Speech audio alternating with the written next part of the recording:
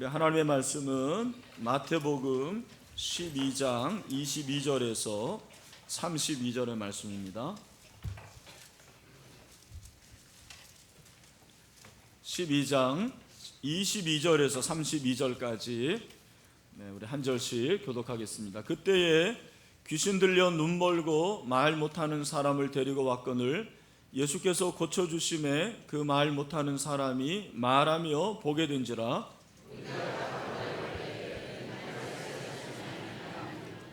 바리새인들은 듣고 이르되 이가 귀신의 왕 바알세불을 힘입지 않고는 귀신을 쫓아내지 못하느니라 하거늘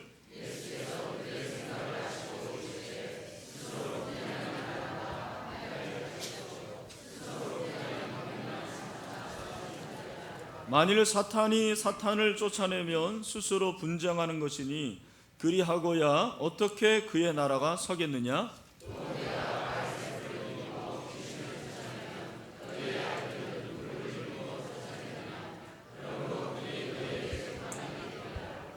그러나 내가 하나님의 성령을 힘입어 귀신을 쫓아내는 것이면 하나님의 나라가 이미 너희에게 임하였느니라.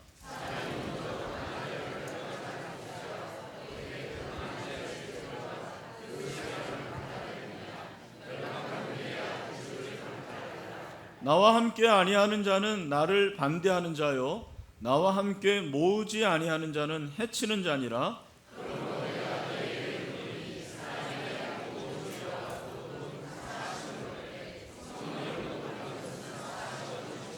같이 읽겠습니다. 또 누구든지 말로 인자를 거역하면 사하심을 얻되 누구든지 말로 성령을 거역하면 이 세상과 오는 세상에서도 사하심을 얻지 못하리라. 아멘. 같이 인사하겠습니다. 우리 좌우에 보시면서 눈을 한번 마주치고 잘 오셨습니다. 우리는 하나님의 가족입니다 하고 눈을 마주치는 게 중요한데 감사합니다. 우리 영화부실 또 비전홀에서도 같은 인사가 있었습니다. 성령을 힘입어 살라라는 제목으로 말씀을 전하겠습니다.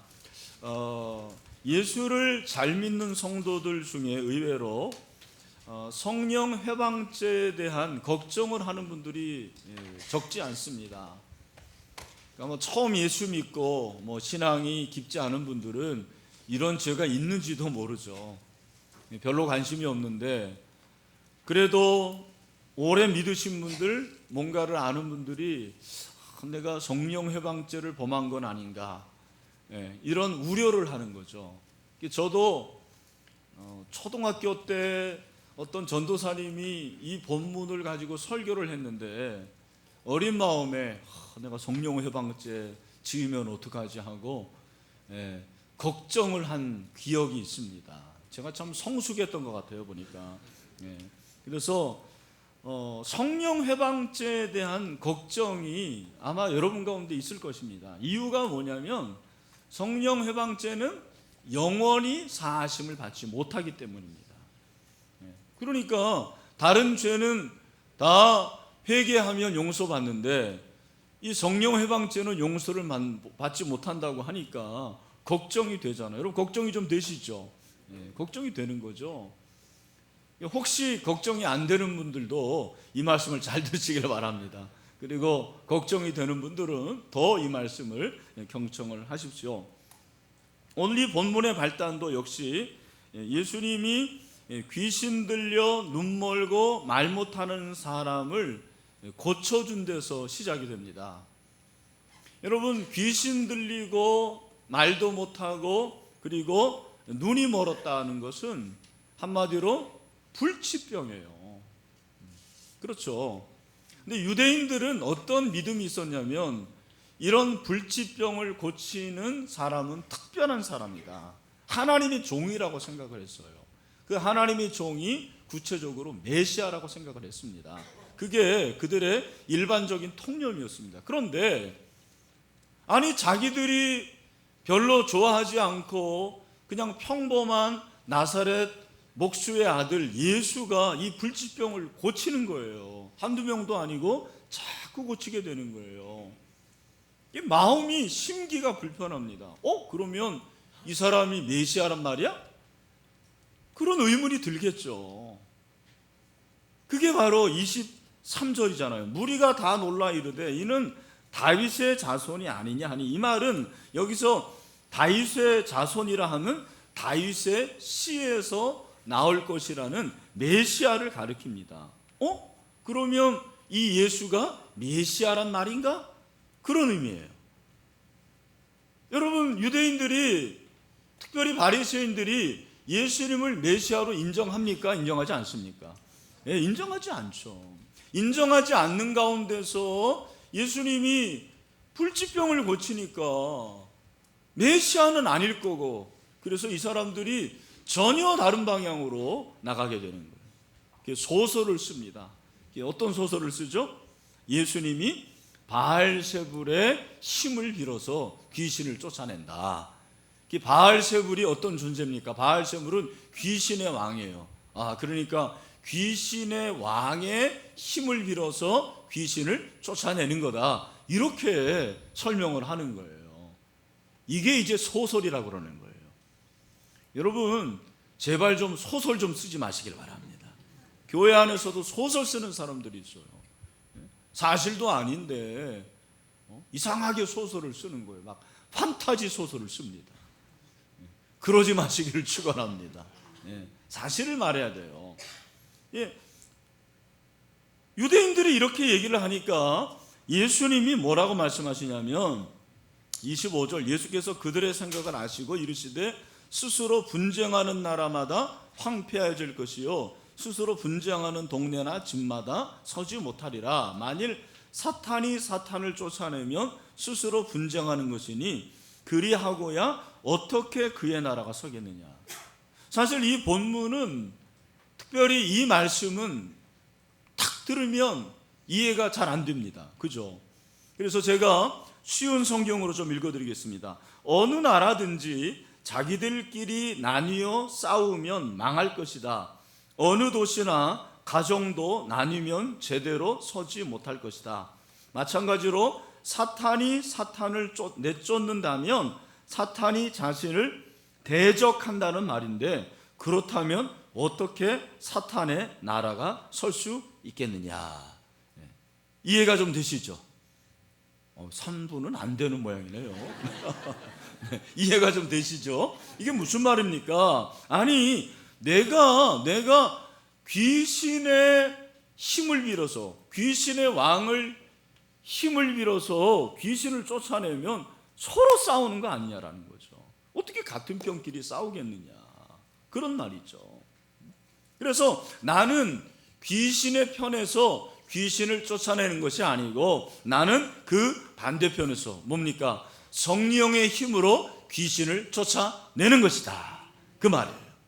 그때 이미 하나님의 나라가 임하였느니라. 그래서 13장부터 이제 비유로 하나님의 나라를 말씀을 하시는 거죠. 여러분, 오늘 이 본문에서 우리는 예수님이 지금 뭘 말씀하시려는지를 알아야 돼요. 예수님의 생각, 예수님의 관심이 뭐냐면 바리새인들과 유대인들의 영적인 문제가 뭐냐라는 걸 말씀하시고 있어요. 그 영적인 문제가 뭔지 아십니까? 다른 것이 아니고 그들은 성령을 회방한다라는 거예요. 성령을 회방하는 거예요. 그래서 오늘 여러분 31절에 보니까 그러므로 내가 너에게 이르노니 사람에 대한 모든 죄와 모독은 사하심을 얻되 성령을 모독하는 것은 사하심을 얻지 못한다, 그렇게 말하고 있어요. 누구든지 말로 인자, 여기 인자는 사람의 아들을 말하는 거죠. 인자를 거역하면, 사람을 거역하면 사하심을 얻지만 말로 성령을 거역하면 이 세상과 오는 세상에서도 사하심을 얻지 못하리라, 그렇게 말씀하고 있습니다. 이번에 이제 개역 개정에서는 성령을 모독한다 이렇게 번역을 했습니다. 그런데 아마 여러분 아시겠지만 이전에 개역 성경에서는 성령을 회방하면 그렇게 번역을 했어요.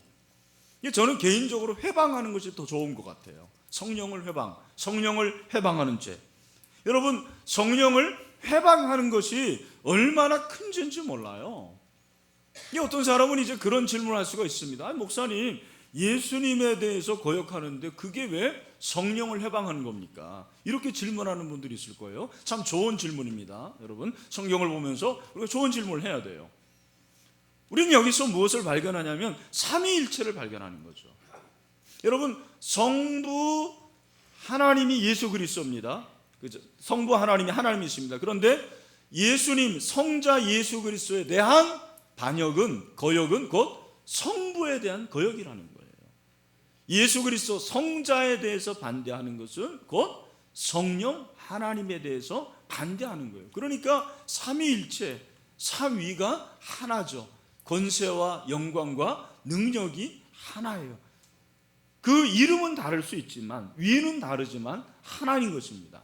그러니까 여러분, 성령을 해방하는 것은, 오늘 이 말씀에서 우리에게 가르쳐 주는 것은 예수님의 구원 사역에 대한 반대예요.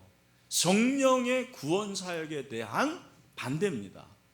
우리가 이 말씀에서 아주 중요하게 얘기해야 될 것이 무엇이냐면, 성령 해방이라는 것이 구원에 있어서의 문제예요. 잘 들으십시오. 그래서 성령 해방이 뭐냐라는 것에 대한 여러 가지 정의가 있을 수 있지만, 저는 성령 해방죄에 대한 정의를 이렇게 내립니다. 하나님께서 예수 그리스도로 말미암아 선물로 주신 구원을 받아들일지 않을 뿐더러 거절하는 것이 성령 해방죄예요. 다시 한번, 하나님께서 예수 그리스도로 말미암아 선물로 주신 게 뭐예요? 구원. 그 구원을 받아들이지 않을 뿐더러 그것을 거절하는 것이 성령 해방죄예요. 여러분, 이 정의를 잘 기억하고 있어요. 그래서 나중에 제가 다시 한번 이 부분을 언급을 할 테니까 여러분들이 그것을 연결하면서 들으시기를 바랍니다. 그래서 여러분, 성령 해방죄는 성령의 사역을 모독하는 거예요. 성령의 구원 사역, 그것을 모독하는 거예요. 그것을 받아들이지 않는 것입니다. 여러분, 잘 들으십시오. 여러분들이 오늘 이렇게 예배 자리에 온 것은 물론 여러분의 선택이지만, 여러분이 이 자리에 온 것은 성령의 역사입니다. 성령께서 하시기 때문에 이 자리에 온 거예요. 저와 여러분은 오늘 성령으로 예배합니다. 할렐루야. 성령으로 예배하는 거예요. 성령이 아니고서는 우리가 예수님을 주라 할 수가 없어요. 성령으로 아니고서는 우리가 예배할 수가 없는 거예요. 근데 여러분, 이 성령 해방죄의 특징이 뭐냐면, 성령 해방은 고의적인 경우가 굉장히 많아요. 유대인들이 그런 사람들입니다. 유대인들이 예수님이 메시아라는 것을 보면서 머리로는 이해가 되는 거예요. 왜? 분명히 구약에 얘기했거든요. 예언했거든요. 그러나 그것이 가슴으로 내려오지 않아요. 그것이 인정이 안 되는 거예요. 고의적으로 예수님이 메시아라는 것을 부인하고 반대하고 거역해요. 오늘날 교회 안에도 그런 사람이 있을 수 있고요. 한번 신앙의 맛을 봤거나 교회에 몸을 담았던 사람들 중에서 이렇게 고의적으로 예수님을 반대하고 거역하는 사람들이 꽤 있습니다. 안티 크리스찬들이 얼마나 많은지 몰라요. 그들은 자기들이 어떤 짓을 하는지 모르고 있는 거예요. 그게 성령 해방죄라는 걸 모르고 있는 것입니다. 안타까워요. 여러분, 믿지 않는 자들, 그냥 예수를 믿지 않는 정도가 아니고, 사실 오늘 이 말씀에 의하면 구원의 측면에서 보면 성령 해방죄를 자꾸 짓고 있는 거예요. 돌아와야 되거든요. 여러분, 또한 성령 해방죄는 지속성이 특징이에요. 한두 번이 아닙니다. 계속해서. 여러분, 죄도 한두 번 지을 수 있지만 같은 죄를 계속 반복해서 짓는 것은 그건 문제가 있는 거거든요. 성령 해방죄도 마찬가지입니다. 지속적으로 짓는 거예요. 한두 번이 아닙니다. 끊임없이 짓는 것입니다. 일관성 있게 예수님에 대해서 반대하는 것입니다. 그게 바로 성령 해방죄의 특징이에요. 여러분, 우리가 이렇게 성령 해방죄를 살펴보니까 여러분 좀 안심이 되지 않습니까? 아, 이게 내가 지을 수 있는 죄가 아니구나. 굉장히 안심이 돼요. 여러분 중에 성령 해방죄를 지을까 걱정하는 분들 있잖아요. 제가 자신 있게 말씀드립니다. 그런 분들은 성령 해방죄 지지 않습니다. 그런 데서 전혀 관심 없는 사람들이 짓는 거예요. 내가 관심 있고, 그리고 내가 혹시 그런 죄에 범하면 어떡하느냐, 죄를 범하면 어떡하냐, 그런 사람들은 걸리지 않을 표가 있다는 것입니다. 여러분, 이유가 무엇입니까? 왜냐하면 저와 여러분 안에 성령이 살아계시기 때문입니다. 성령이 계십니다. 성령이. 여러분 안에 성령이 살아계십니까? 그러면 여러분, 성령 해방죄를 지을 확률이 거의 없어요. 두려워하지 마세요. 고린도전서 3장 16절에서 사도 바울이 뭐라고 말합니까? 우리 다 같이 한번 크게 읽읍시다. 시작. 너희가 하나님의 성전인 것과 하나님의 성령이 너희 안에 계시는 것을 알지 못하느냐? 내 안에 성령이 살아계십니다. 우리는 성령을 사모합니다. 성령을 환영합니다. 성령을 사랑합니다. 성령을 기대합니다. 여러분, 그런 사람들은 성령 해방죄를 범할 가능성이 별로 없는 거예요. 두려워하지 마세요. 여러분, 예수님을 우리가 모시는 것은 내 힘으로 하는 게 아니에요. 성령께서 하시는 거죠. 로마서 10장 9절 10절에서 내가 만일 내 입으로 예수를 주로 시인하며 또 하나님께서 그를 죽은 자 가운데서 살리신 것을 내 마음에 믿으면 구원을 받으리라. 그 다음에 뭐라고 그랬어요? 사람이 마음으로 믿어 의에 이르고 입으로 시인하여 구원에 이르느니라. 할렐루야. 여러분, 예수 믿게 된 것이 성령의 역사인 줄로 믿습니다. 우리는 그러니까 성령 해방죄를 지을까 노이로제 걸릴 필요가 없다라는 거예요. 여러분, 우리가 죄를 조심하고 죄를 경계해야 돼요. 그러나 내가 죄 지으면 어떡하지 하고 한 발자국도 못 움직이고 그 죄에 얽매여 가지고 옴짝달싹 못하는 것, 그것은 하나님이 원하시는 게 아니죠. 세상으로 나가야 되는 거죠. 그리고 말씀대로 살아가야 되는 거죠. 가슴을 딱 펴고 죄를 지을 때도 있지만 그렇게 살아가야 되는 거예요. 저는 성령 회방도 마찬가지로 생각해요.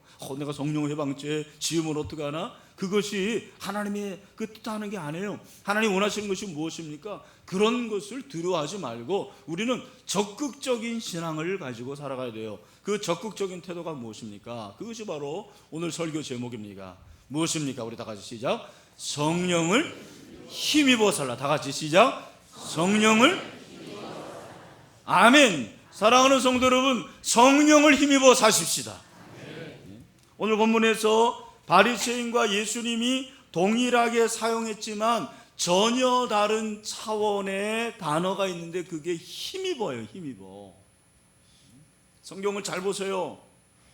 바리새인들이 예수님이 귀신을 내어 쫓으니까 뭐라고 그랬냐면 바알세물을 힘입지 않고 힘입다고 그랬어요. 그런데 예수님은 귀신을 쫓아내면서 뭐라고 그러냐면 하나님의 성령을 힘입어 귀신을 쫓아내는 것이면 하나님의 나라가 이미 너희에게 임했다, 그렇게 말씀했어요.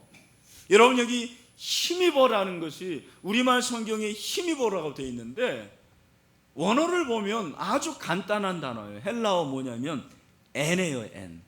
이 N이라는 것은 크게 두 가지로 써요. 하나는 무엇 안에예요. 이 N이라는 것이 무엇 안에. 그래서 요한복음 15장에 예수님이 내 안에, 내가 예수님 안에라고 했을 때 그게 바로 N이에요. N. 근데 또 하나, 이 N이라는 것이 어떤 의미라고 쓰이냐면 무엇에 의하여. 영어로 써서 죄송합니다. by예요. by. 그러니까 성령을 힘입는다라는 것은 성령에 의하여라는 거예요. 여러분, 우리는 성령에 의하여 사는 자들입니다. 성령에 힘입는다라는 것은 성령에 의해서 사는 거예요. 모든 사람들이 다 어떤 것에 힘입어 삽니다. 무엇에 의해서 살 수밖에 없는 것입니다. 그래서 여러분 한번 스스로 자기에게 질문해 보세요. 나는 무엇에 의해서 살고 있는가? 나는 무엇에 의해서 살고 있는가?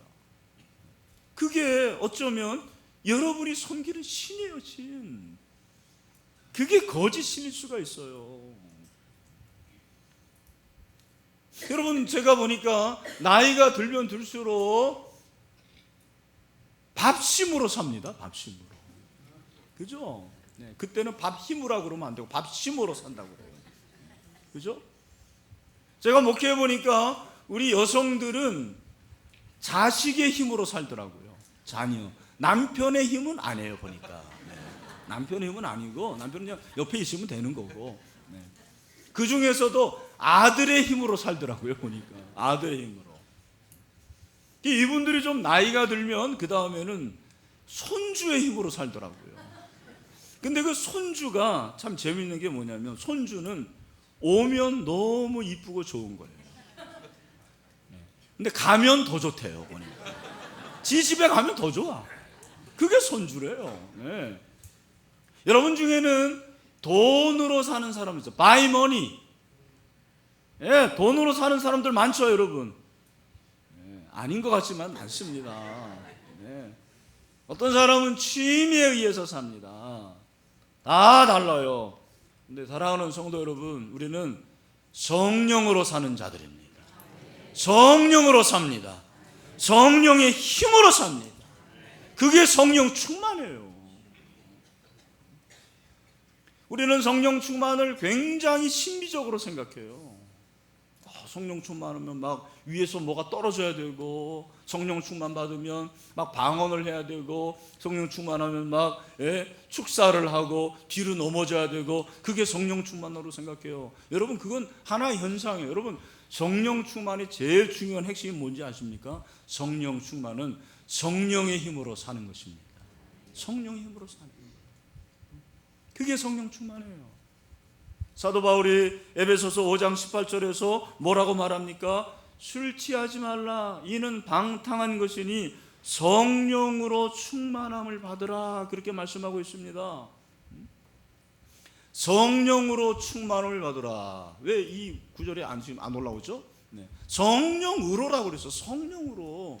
그게 성령 충만이라는 것입니다.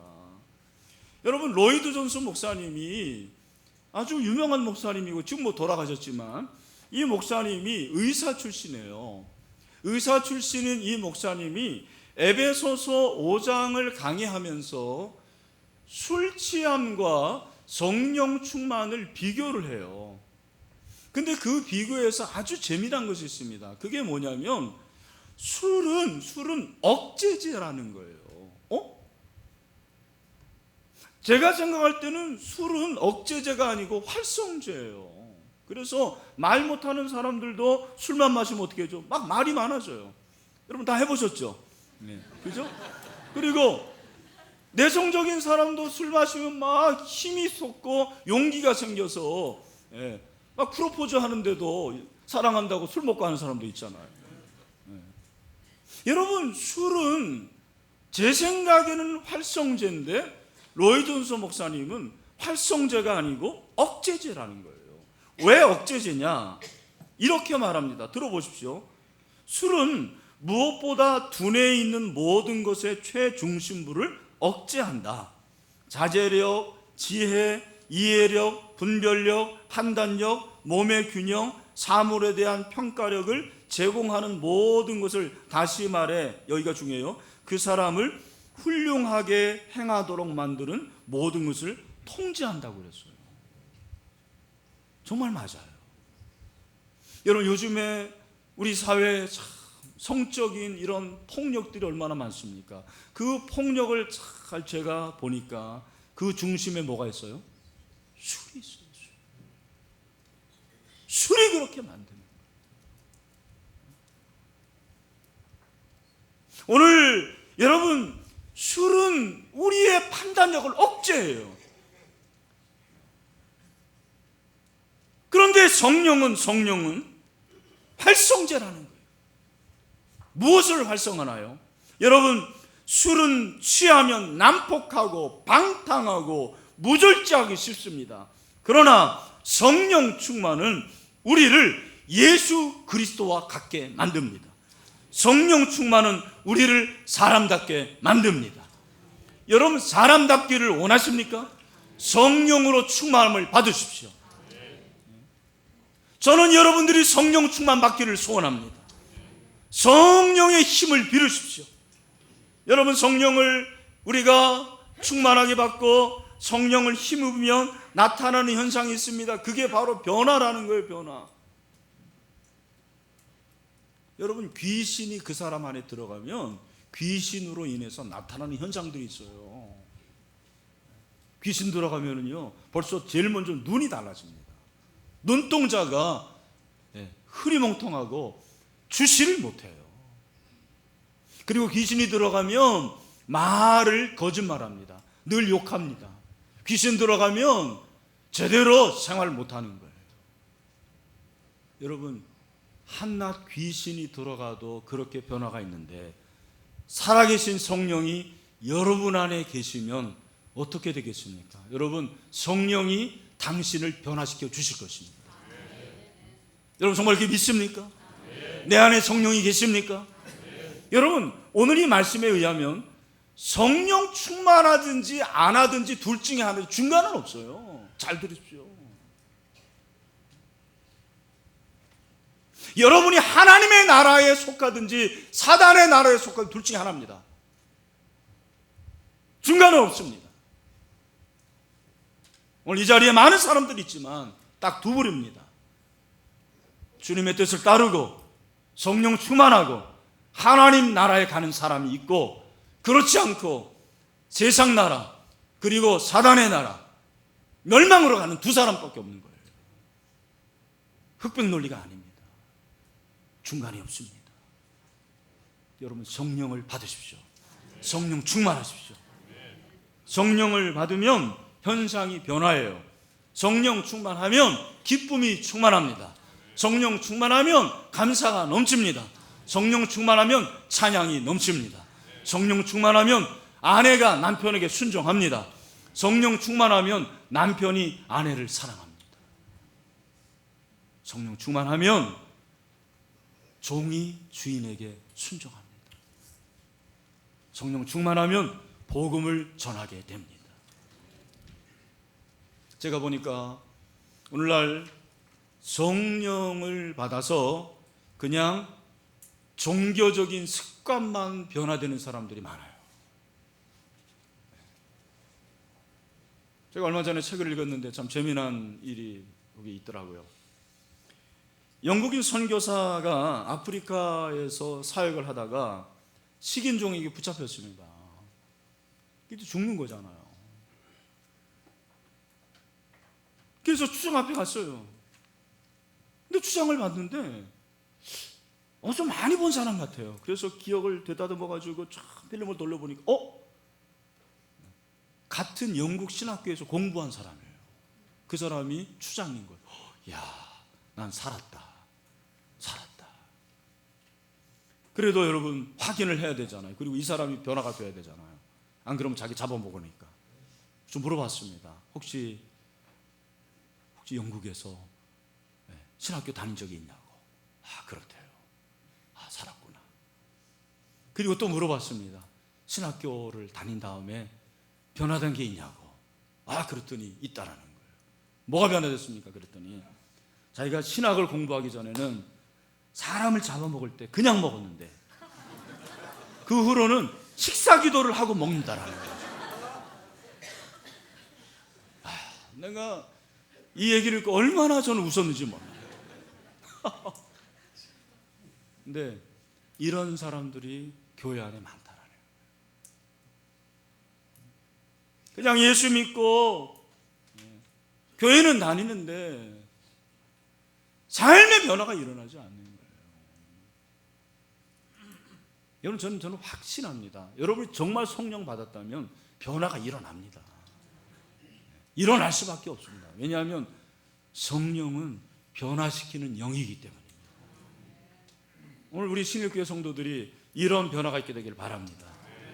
성령을 힘입어 살면 어떻게 되느냐, 제가 두 가지로 요약을 하겠습니다. 첫 번째, 성령이 민감해야 돼요. 성령이 민감해요. 제가 이번 주에 이렇게 기도하는데 하나님께 그런 마음을 줬어요. 야, 이 목사, 너 기도하는데 내 얘기를 좀 들어라. 그러시는 거예요. 우리가 통성기도 하잖아요. 그래서 통성기도 좋아하고 통성기도를 자주 합니다. 그런데 여러분, 우리가 통성 기도만 하면 안 되고 여러분이 개인적으로 기도할 때는 항상 성령의 음성을 듣도록 하세요. 한 시간 동안 막 지 얘기만 하고 그냥 가는 거예요. 물론 기도죠. 근데 여러분, 성령에 힘입어 사는 것은 늘 그 성령이 나에게 말씀하시는 것을 듣는 거예요. 듣는 거. 그게 성령이 민감한 거예요. 둔하면 안 들려요. 민감하고 예민하면 들려요. 여러분, 이게 여기 많은 사람들이 있는데 이 말씀을 들어도 안 들리는 사람들이 있고 들리는 사람들이 있는 거예요. 여러분, 성령에 둔감한 사람의 특징을 R.T. 켄달 목사님이 7가지로 정리를 했어요. 제가 여러분 소개합니다. 첫 번째, 성령에 둔감하면 주님의 마음 알기를 구하지 않는다라는 거예요. 그러니까 성령에 민감하면 주님 마음이 뭐죠? 주님의 뜻이 무엇입니까? 늘 묻는데 성령에 둔감할수록 주님의 마음 알기를 구하지 않는다는 거예요. 두 번째, 성령에 둔감하면 말씀이 아닌 감정을 따라요. 여러분들이 요즘에 늘 나는 짜증나고 화가 나고 어떤 사람만 보면 막 정말 그 분이 난다, 이런 사람들은 성령에 둔감한 거예요. 여러분, 성령에 민감하시길 바랍니다. 성령에 민감하면 말씀에 민감한 거예요.